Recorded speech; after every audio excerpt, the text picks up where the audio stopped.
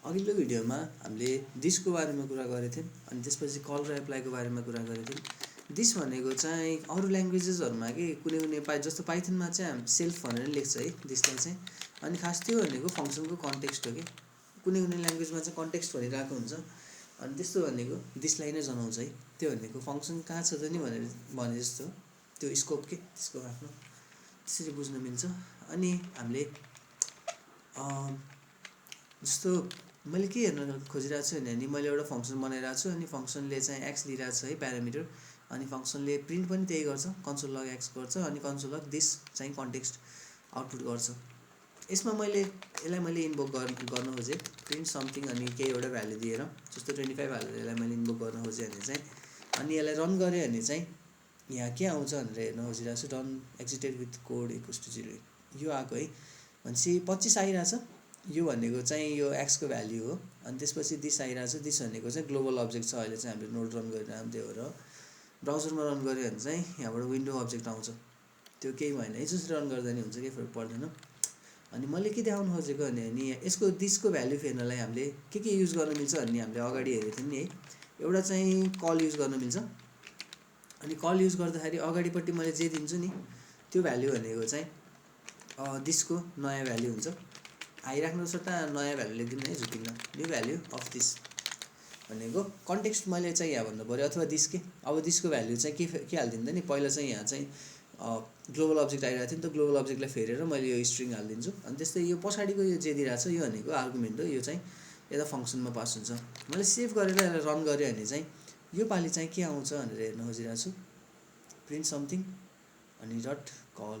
ठिक छ, के भइरहेछ रन भयो। अनि त्यसपछि किन भएन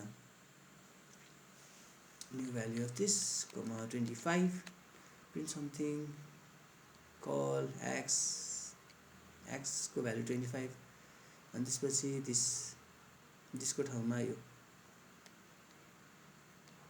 रन हुनुपर्ने हो।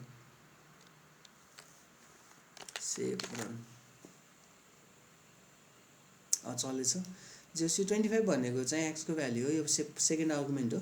अनि यो अगाडिको भनेको चाहिँ फंक्सनको कन्टेक्स्ट हो। यहाँ चेन्ज गर्दैछ, दिसको ठाउँमा लगेर न्यू भ्यालु अफ दिस हालिदिन्छ कि न्यू भ्यालु अफ दिस। यसरी गर्न मिल्छ। अनि कल पछि अर्को हामीले युज गरेको थियो एप्लाई। एप्लाईमा चाहिँ मैले के भनेको थिएँ भने पछाडि आर्गुमेन्टहरु के कमाले सेपरेट नगरेर हामीले एउटा एरे पास गर्न मिल्छ के यहाँ भित्र चाहिँ। त्यही कुरा गरेको थिएँ मैले चाहिँ।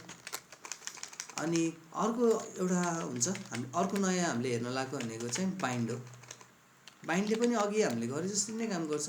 अगाडिको भनेको चाहिँ कन्टेक्स्ट हो, फंक्सनको कन्टेक्स्ट भन्नाले दिसको नयाँ भ्यालु हो।